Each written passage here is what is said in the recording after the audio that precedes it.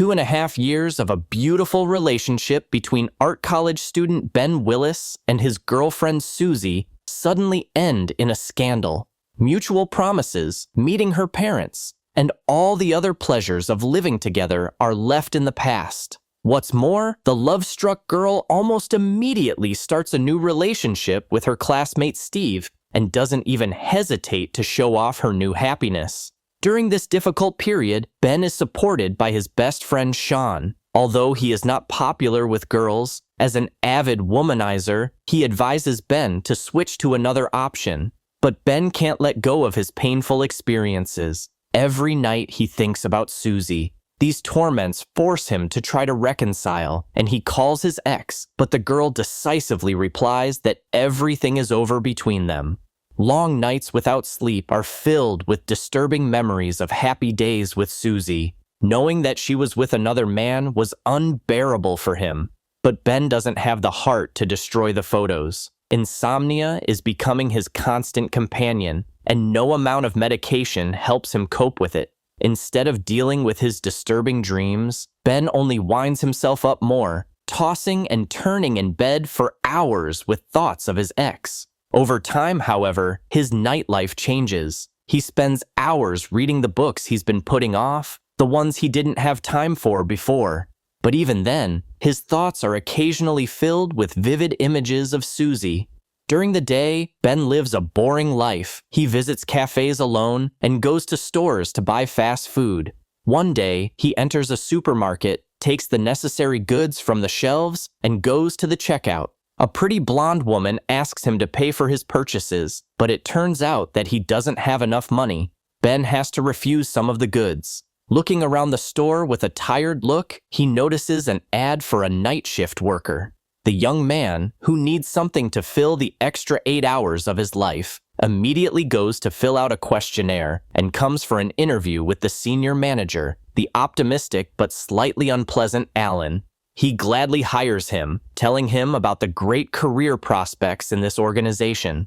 Without delay, Ben takes up his duties, transporting goods, cleaning up spilled milk on the floor, and constantly watching with an artistic eye the beautiful shoppers who appear in the supermarket at night. One of them is Sharon, the checkout girl he met on his first night. Because of her tardiness, she has to put up with Jenkins' bad behavior. The manager gives her and Ben no rest, making sure that the boy fulfills all his duties. In addition to Sharon and Ben, the supermarket also employs a smug Barry on the night shift. He rides a scooter between the shelves, pretending to be a stuntman. Another hardcore scooterer in the company is Matt, a good friend of Barry's. Together, they are constantly making inappropriate jokes, for which they are reprimanded by the vigilant Alan.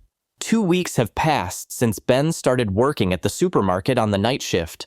Suddenly, he discovers that he has the ability to control time, or rather, to stop it. The whole world around him stops in an instant, as if it were on pause. Employees and customers of the store freeze in random poses. The suffering artist comes up with a brilliant idea. He uses the frozen girls as ideas for his drawings.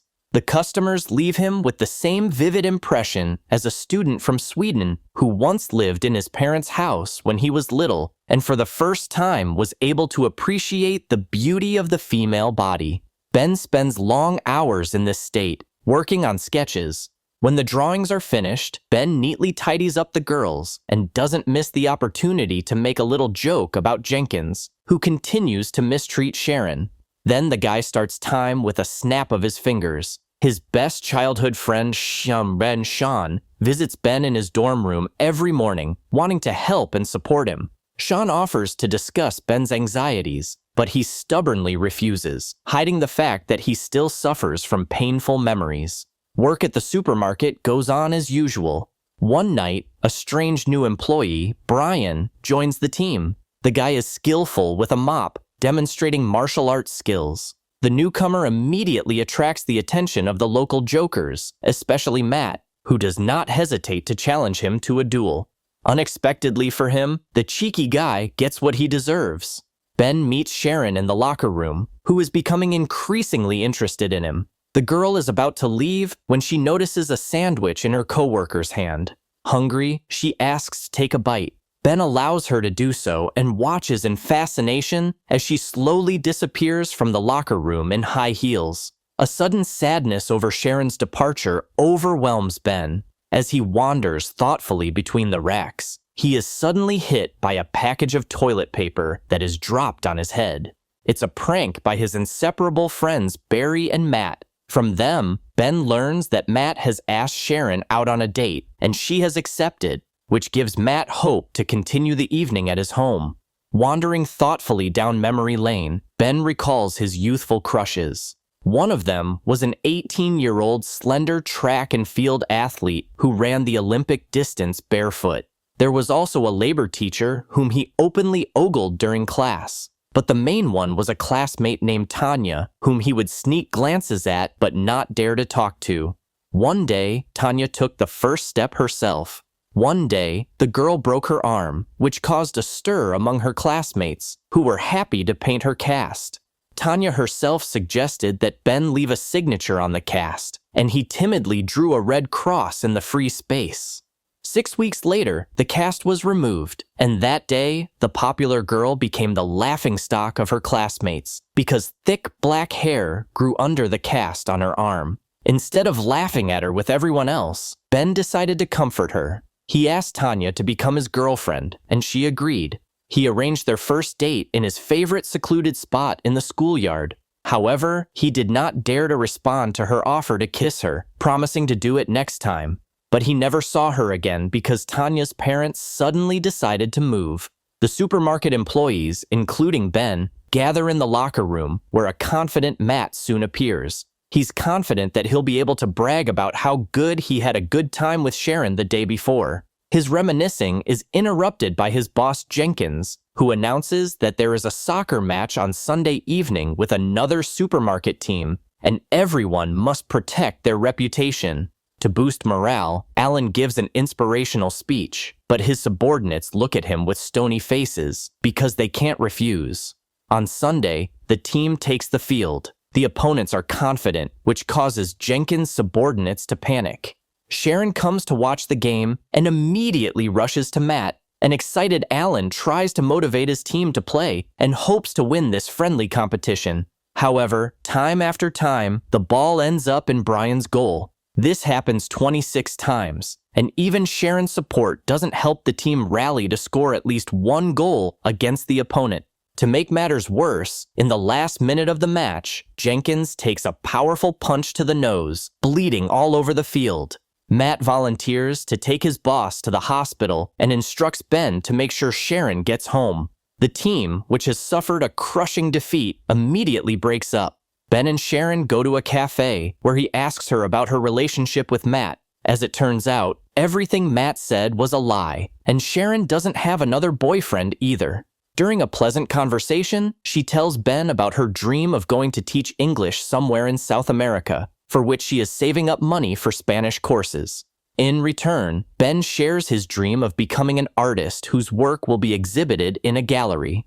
After the cafe, Ben walks Sharon home, and the couple kisses awkwardly for the first time. The next day at work, she stops by to check on Jenkins, who is not in the best shape after his injury.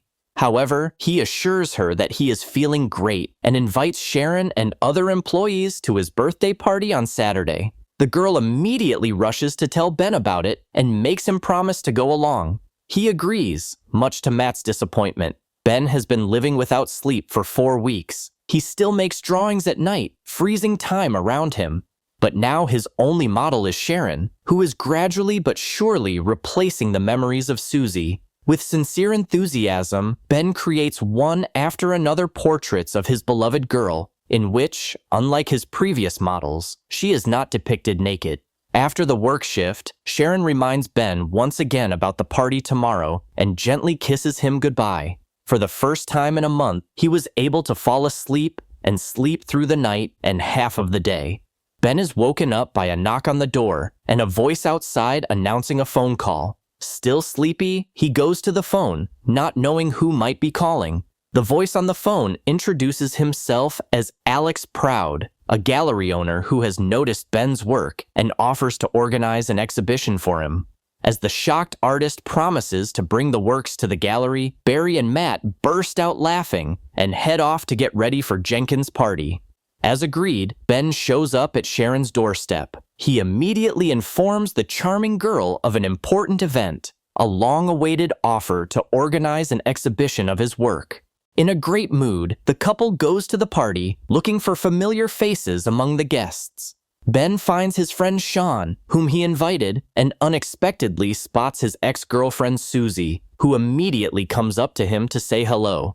After striking up a conversation, Ben casually leaves Susie and goes to have fun with Sharon. They have a great time watching the guest girl dance nakedly. Ben briefly leaves his friend to go up to the restroom, where he encounters a long line. He is next in line when Susie suddenly comes out of the bathroom. She again timidly starts a conversation with Ben, recalling their feelings and lost love. She apologizes and admits that she still can't forget Ben. Despite the cold behavior of her former lover, Susie tries to kiss him. Sharon notices this moment and instantly turns around to run away. Ben follows her and appears on the doorstep of her apartment to explain everything. Refusing to listen to him, the girl scandalously throws Ben out and then never shows up for work at the supermarket. The guy goes to Alex Proud's art gallery, with whom he had supposedly made an appointment over the phone.